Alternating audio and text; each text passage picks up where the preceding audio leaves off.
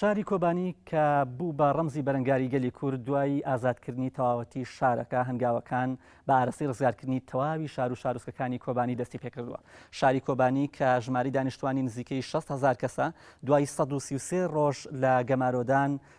تواندرا بە پشتیوانی هێزەکانی پێشمەرگە و هێزی ئاسمانی هاوپەیمانان بە تەواوی ڕزگار بکرێت، بەڵام لە ئێستادا نزیکەی لە 80 بۆ 85 کۆی خانۆکانی شاری کۆبانی ڕووخاوە. دیارە لە دوای ئازادکردنی شارەکە کە پێشتر تەنها لە 25 شارەکە بەدەست هێزە کوردەکانەوە بوو، لە ئێستادا هەنگاوەکان هەوڵەکان بۆ ئازادکردنی تەواوی شار و شارۆچکەکانی دیکە دەستی پێکردووە. کانتۆنی کۆبانی کە لە 4 ناحێ و 384 گوند پێکهاتووە، لە ئێستادا نزیکەی 352 گوندی ئازاد کراوە، واتە لە سەدا نزیکەی لە 92 کۆی گوندەکان یاخود شار و شارۆچکە و ناوچەکانی دەوروبەری یاخود با بڵێن کۆبانی ئازاد کراوە. شاری کۆبانی دیارە خۆی سەر بە پارێزگای حەلەبە کە دەکەوێتە ڕۆژئاوایەوە بە 150 بۆ 200 کیلۆمەتر، و هەندێک لە شار و شارۆچکەکانی کە سەر بە کانتۆنی کۆبانیە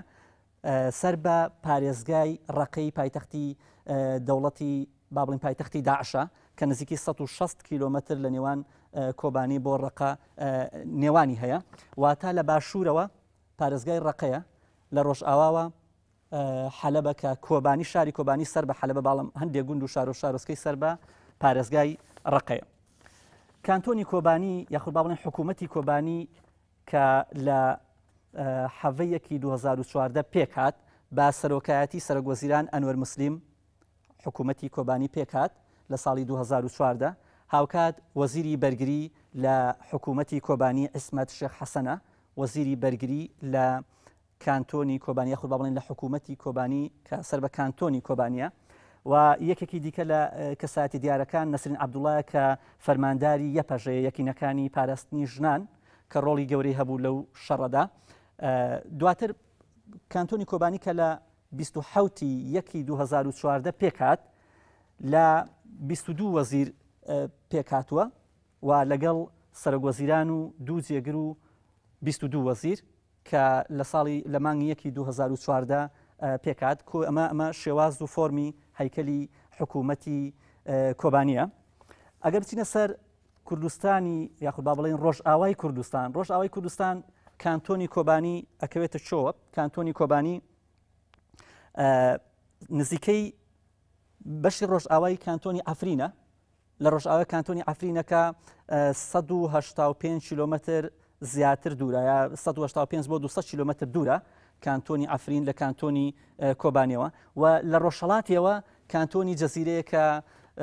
زیاتر لە 150 کیلۆمەتر دوورە لێوەی. لە بەشی باشووری شێوە ئەو گوند و شار و شارۆچکانەیە کە بەشێکی زۆریان تەعریب کراون. ئەگەر بچینە سەر با بڵێن ڕووبەری تەواوەتی